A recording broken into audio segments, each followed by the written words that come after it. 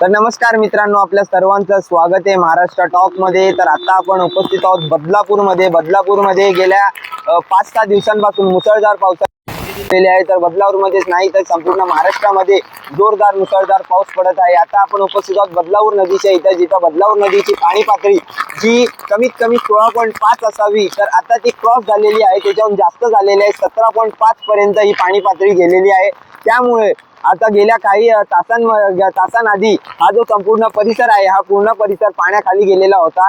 पण बदलापूर नदीची पाणी पातळी 17.5 झाल्यामुळे इथं नागरिकांमध्ये चिंता वाढलेली आहे। इथं पोलीस प्रशासन तैनात करण्यात आलेलं आहे। तुम्ही व्हिडिओच्या माध्यमातून पाहू शकता की पोलीस प्रशासन इथं तैनात झालेली आहे।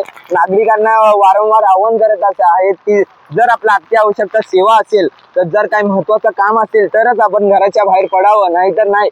तुम्ही पाहू शकता की आपण उल्हास नदीच्या बाहेरच्या परिसरात आहोत। जो बाहेरचा परिसर म्हणजे या जो डाव्या बाजूला जो गार्डन आहे, तोही सुद्धा पाण्याखाली गेलेला आपल्याला पाहायला मिळत आहे। त्यासोबतच जो बदलापूर नदीचा जो हा ब्रिज तुम्हाला जो पाहायला मिळतोय की त्याच्या काही अंतरासाठी जो आहे तो पाणी उरलेला आहे, म्हणजे नदीला सुद्धा ओव्हरफ्लो करू शकते। जर गेल्या 5-6 तास असाच नॉन स्टॉप पाऊस पडत राहिला तर बदलापूरमध्ये हा जो उल्हास नदीचा जो परिसर आहे तो पूर परिस्थिती होऊन जाणार आणि संपूर्ण हा परिसर पाण्याखाली जाईल आणि लोकांच्या घराघरामध्ये पाणी जाईल।